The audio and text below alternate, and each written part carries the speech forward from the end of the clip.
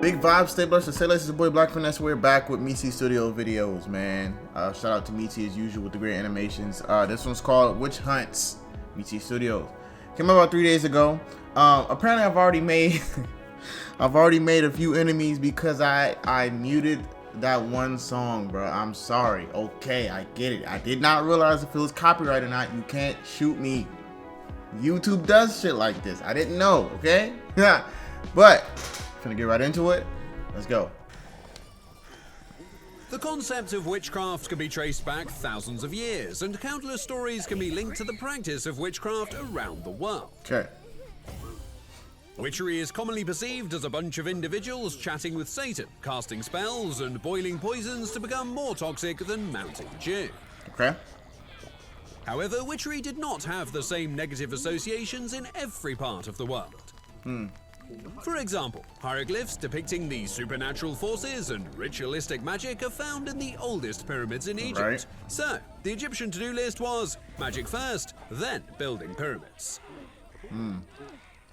Thousands of years later, the Christian church in early medieval Europe was somewhat skeptical of the existence of witches and viewed the whole idea as misguiding. Which makes sense when you are all in promoting the existence of God, Jesus, and some more of that. I'm dead. Magic and witchcraft were often seen as remnants of paganism, and those practicing it were typically viewed as plain out ignorant rather than malevolent. Huh. Because the church does not need a lot of time to show they can be dickheads, by the 12th and 13th centuries, attitudes began to change.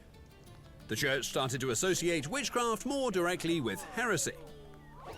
However, the full-scale prosecution of witches was not yet established. Executions were relatively rare, and prosecution often meant excommunication or imprisonment. Rare? Not too shabby compared to what was coming. Okay.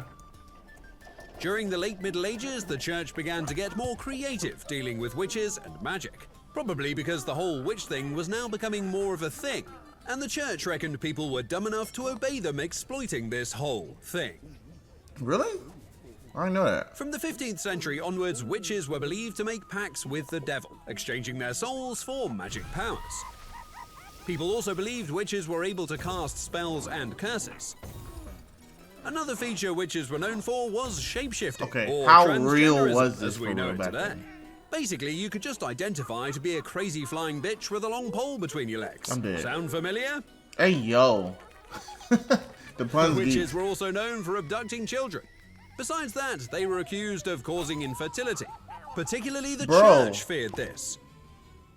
The combination of priests, infertility, and missing children, not comforting at all.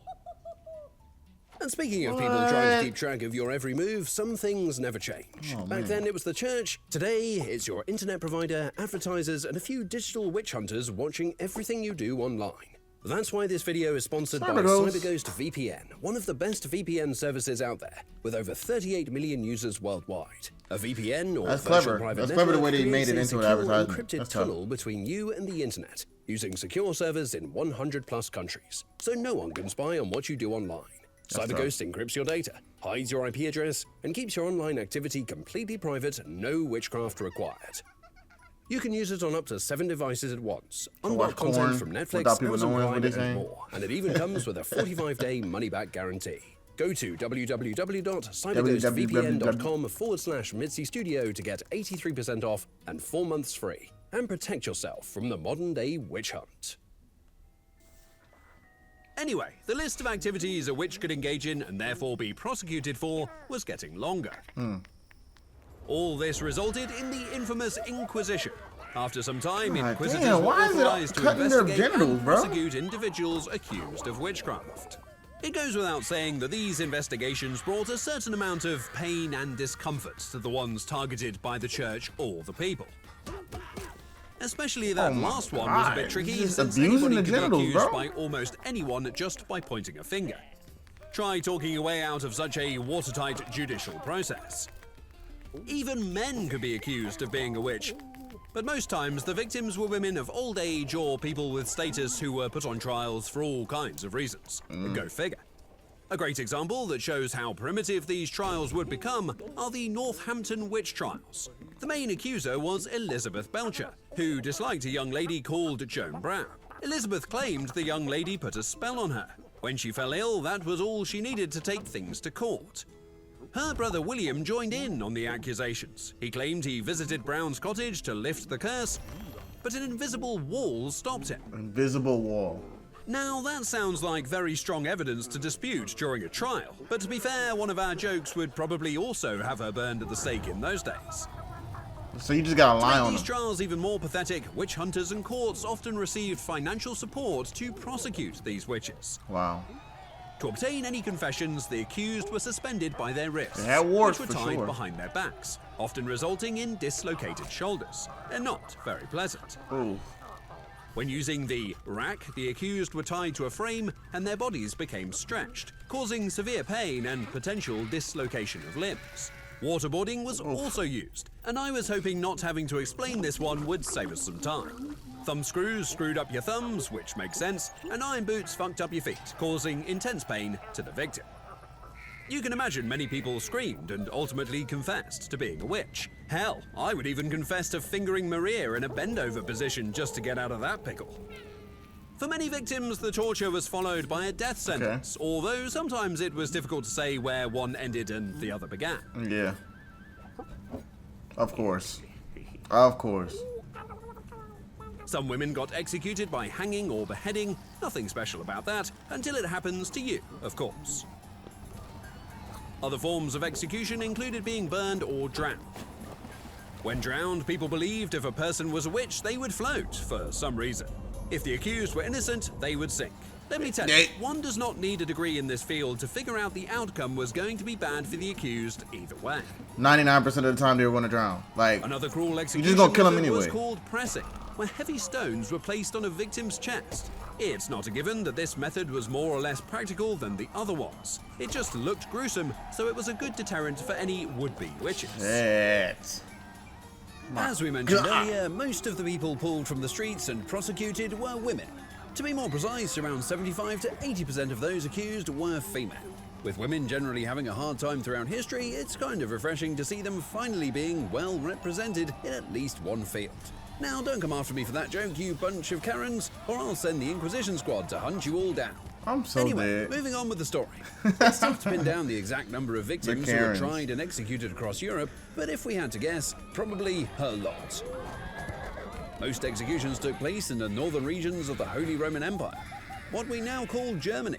So, before Germany was Germany, lots of killings. Once Germany was Germany, still lots of killings, truly a rich history.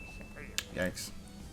In some Middle Eastern countries, stoning was more common for women accused of witchcraft.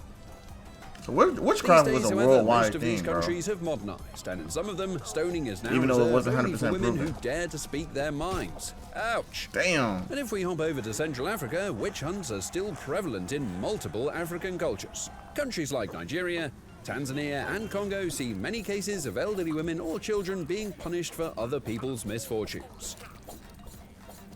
In the country of Malawi, more than 70% of the population That's still so believes crazy. witchcraft is the instigator for all kinds of problems. One of them being the bad economic situation of the country, I guess. Although if 70% of your people still believe in Life, no witches, test maybe because you've got witch, your get first out, hint witches why are your witches. economy is beyond fucked. On top of that, you have no white American or European inquisitor to blame for that mess. Nope, this is on you guys. We hope you enjoyed our flaming witchcraft video. If you like these deep dives into history, make sure to subscribe and check out some more videos on our channel. Man. See you So around. that's crazy. I didn't realize how crazy witchcraft has been going on for a while. Then all you got to do is basically lie on someone and think that they're doing magic, and you just come like, wow, it's kind of crazy.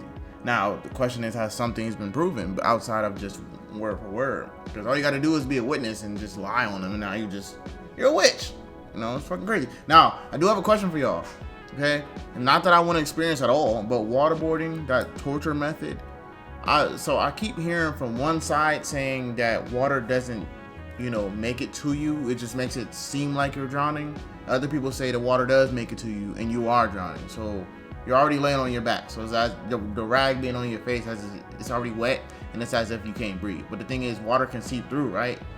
I always thought that you can actually drown because the water is actually getting to you. It's just soaked, so you can't breathe. So air's not getting through, right? Yeah, help me understand that, because I never understood that torture method. So explain it for me. Make sure you comment, like, subscribe down below. It's your boy Black Finesse. We're out.